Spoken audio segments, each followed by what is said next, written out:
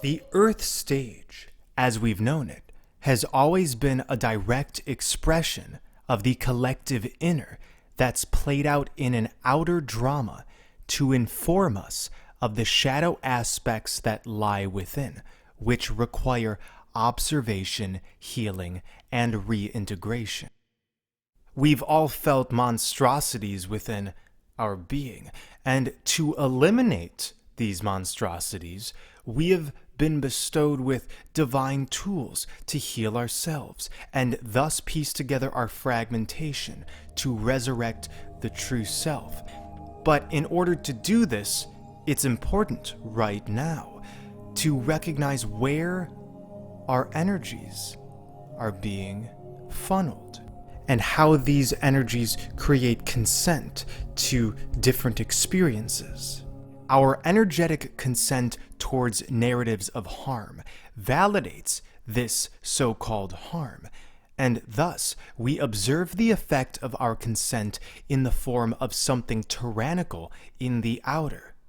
But it is always the inner shadows we are observing, which are cast into containers of the external, creating a perception of objective suffering or harm or tyranny or something like that. To say in another way, we can easily justify our suffering by ignoring what is happening inside of us and clinging to a mode of victimization through adhering to these narratives of harm. In this context, the eye doesn't see, the mind perceives and translates that perception into a sensory experience. Whether real or imagined, there is always a blurring of lines between what you're imagining and what actually is. That is a secret. To devalue the screams and shouts of the outer, we must allow ourselves to value the heart space, recognizing that only the heart is where true creation emerges from and converges into. We are in the midst of an ascension. Everything right now is being pushed through a bottleneck in time until time itself breaks. This compression is creating more dire circumstances on the Earth stage and is only allowing the most harmonious outcomes. The visible light spectrum which we've been tethered to only shows us the result of the energy being pushed out of the collective mind, and therefore we find ourselves in an ever denser realm of activity, interrelationship, and interconnectivity. But the crazier the world becomes, the closer we are to the merging of spirit and matter. Nobody said this merging would be easy or comfortable. The worldwide connection brought about by technologies, the dissolution of political, social, gender, and class boundaries of all sorts, all societal upheaval, it's all a manifestation of this compression. They aren't simply the result of earthly ongoings, but the product of the consolidation of divine energies from behind the veil.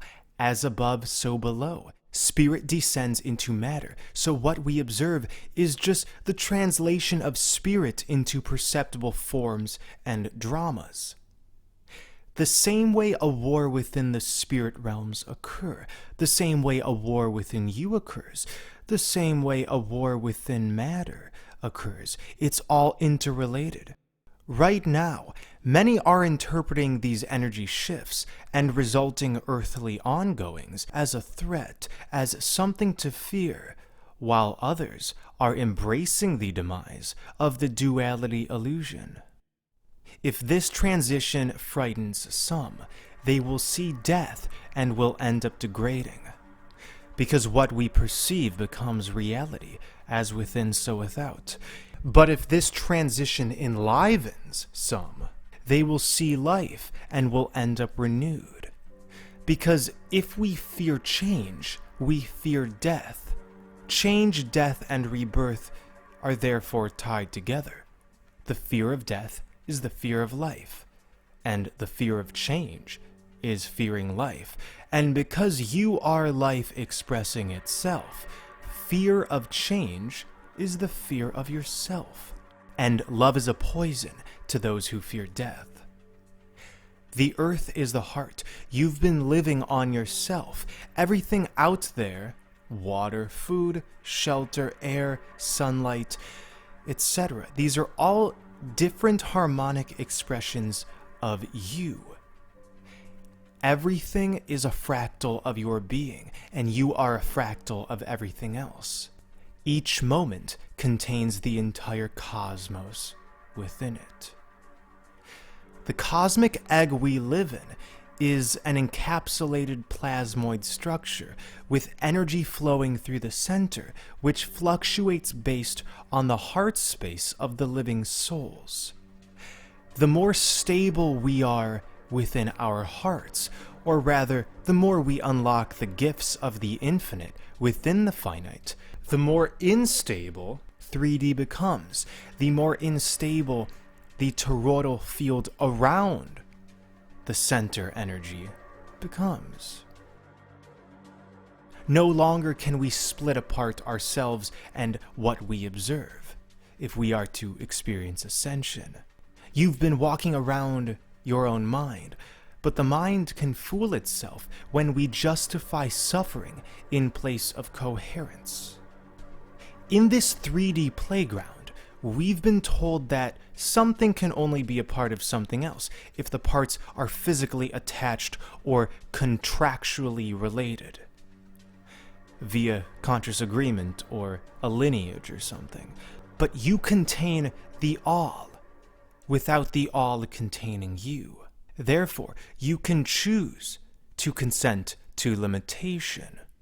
But that doesn't change that deep within there will always be a spark that begs for full integration, expansion. Our consciousness is so powerful that we bend the fabric of space and time regularly without realizing it. This leads us to the ideas of déjà vu, of timeline jumping, of strange coincidences and synchronicities that seem to fly in the face of conventional science and biology. The visible light spectrum deceives us into seeing a linear-based reality. So you create your own deceptions within this veil, but you also reveal your own revelations. Self-deception, however, has always been a tool for us. You transmute that which lies at the core of your own inversion. I mean, who else would? What seems like degradation can always be flipped around into rejuvenation, as the Hermetic law of opposites states. Therefore, the more dire things seem in the outer, the more potential there is to flip that around and realize unity, ascension, expansion. If one does not develop themselves through experience, which is both given and searched for simultaneously, then one becomes subject to the subconscious and unconscious weight that prevented one from developing. Hence, the fear of death is the fear of life. The divine will lie and deceive you to get to the most harmonious outcomes. This is something very few religions speak of. Synchronicities can lead us to what feels like dead ends, but those dead ends have secret passageways. The Mama plays tricks in the Matrix. Hail Sophia.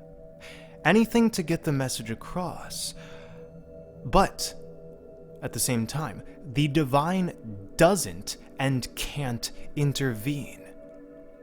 What I mean is, if you have convinced yourself of some illusion, that illusion must and will run its course. Stub your toe on your own foolishness, just like I did, just like we all do, until we are in coherence with the heart, those events that seem unfair will keep happening. To be light as a feather, which is what many of us aim to achieve, we must take off the burden through understanding the burden. The burden is not to be ignored, it is to be dealt with and transmuted. Peer into the void of chaos and let it consume you. That's what I say, just to prove to yourself that nothing can kill you. As our awareness of self increases, our awareness of what is conjured without attaching to an outcome. Remember, all outcomes are the result of energetic input. We need not focus on what is to be or what has been, since we are here right now, right here, alive. Your body is a flesh suit, an avatar. Your body symbolizes the ultimate, fractalized. The ultimate source of everything resides in you and is you simultaneously. And because the ultimate is everything and nothing all at once, you hold the keys to the Hyperborean origin point, where past and future converge, where light and dark blend, where masculine and feminine meet. But let us not be confused. Your fate and destination is not only predetermined, it's also movable.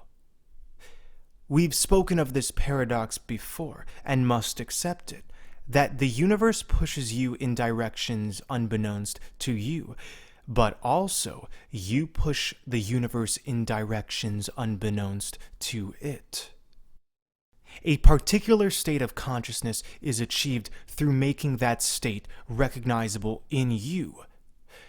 Everything already exists in some form or plane, waiting to be magnified within your awareness.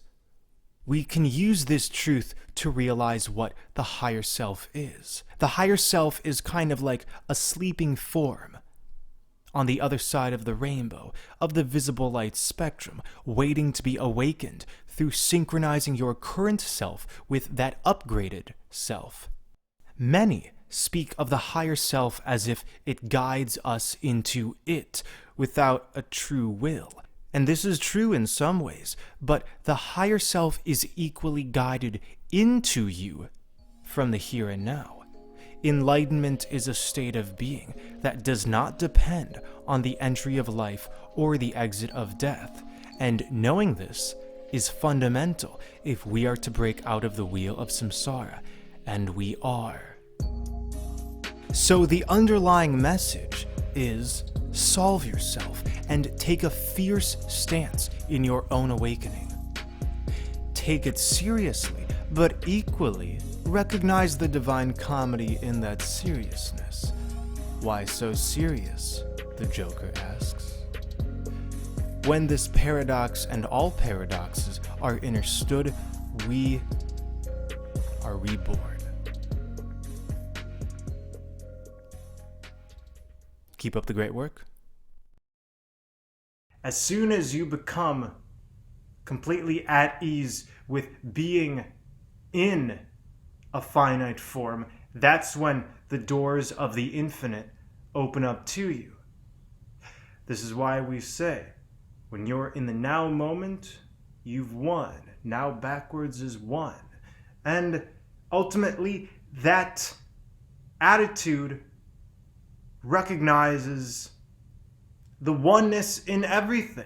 Everything is a fractal of each other. And as you zoom into any part of creation, any part of yourself, any part of this world, you find there's actually a world within that aspect that you wished to perceive in its entirety.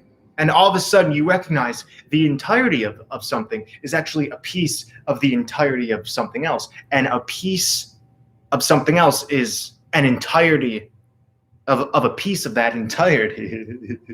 You see what I'm saying? And this flies in the face of left brain reasoning, which has propelled scientism And you all know the image of scientism would be beings on their hands and knees bowing at a man in a lab coat who remains in his sterilized laboratory among his many books defining the biological elements of this world, which lead to a worldview that says all that is all that can be seen and measured. But can you measure music? Sure, you could chart out music, but can you measure the processes that lead me from a feeling of inspiration into a song that I sing, a song that I sing? What just propelled that? Can I capture that in a bottle? Can I write down an equation which explains this phenomenon? We can do our best. But scientism is all about what can be measured. But most of the energetic interaction that occurs is behind the veil. It cannot be measured. It can only be experienced.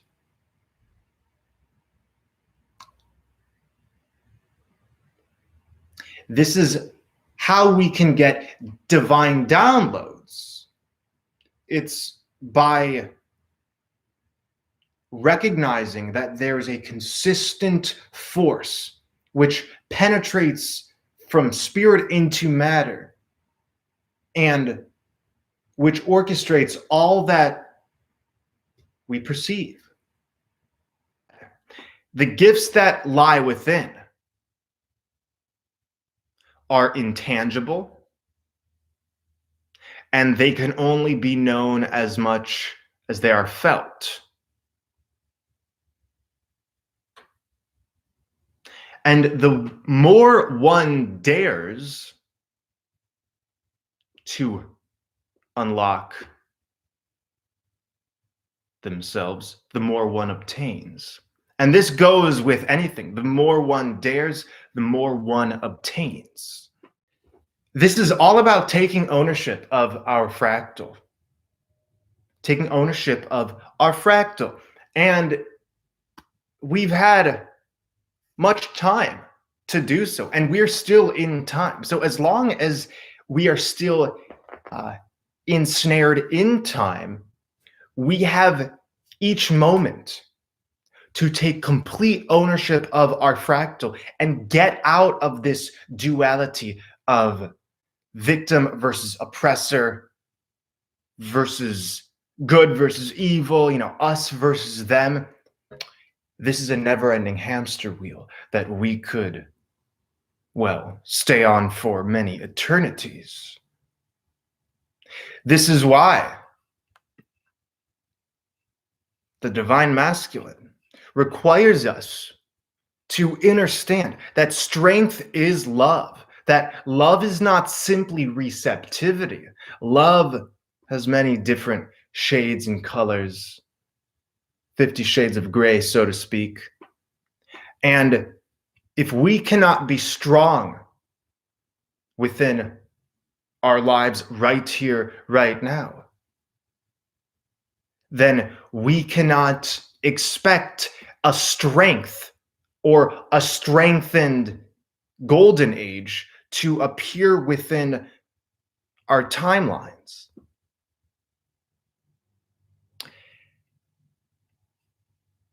I was asked a few weeks ago a really great question. It was along the lines of, how do we know when the game will end? Because I myself still feel unresolved in many aspects of my being, and therefore it makes little sense that something would end without me myself feeling harmonious within. And here's my response. How one completes this game is how one began this game. Or to say in another way, those who successfully undergo this alchemical marriage during these end times are those who always were of the divine to begin with. You see how that works? And this is why I used to always joke around, starting during the North Seal Project. I used to joke around that this is a game of the last man standing. Now, we know this not to be completely true, but in a sense it is. It's that the living souls are those who, when the plasma hits, they themselves have fully transformed and transmuted their inner. And thus, they join the pantheon of old gods and the pantheon of new gods because they are one in the same. If you're avoiding aspects of yourself, this matrix offers so many avenues for you to keep avoiding yourself.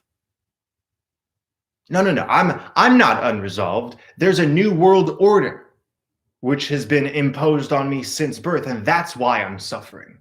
Or there's poison in the air, and my mom and dad were abusive to me when I was younger. That is why I'm suffering now. Or,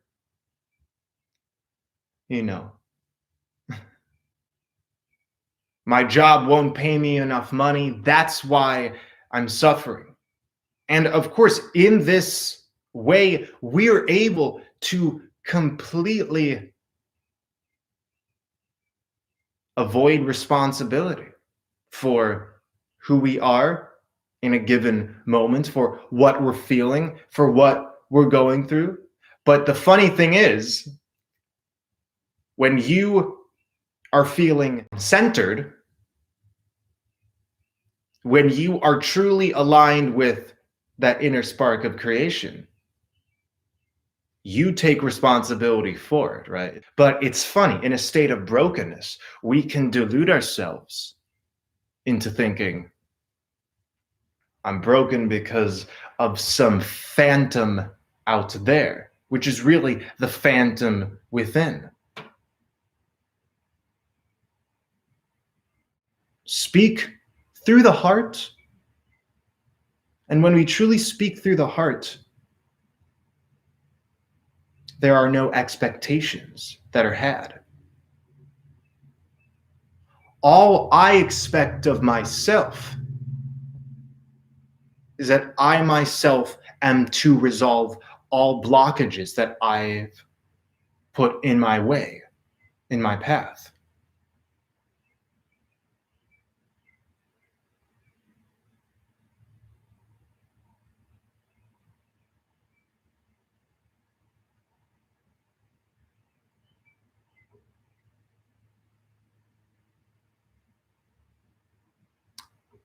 Thank you.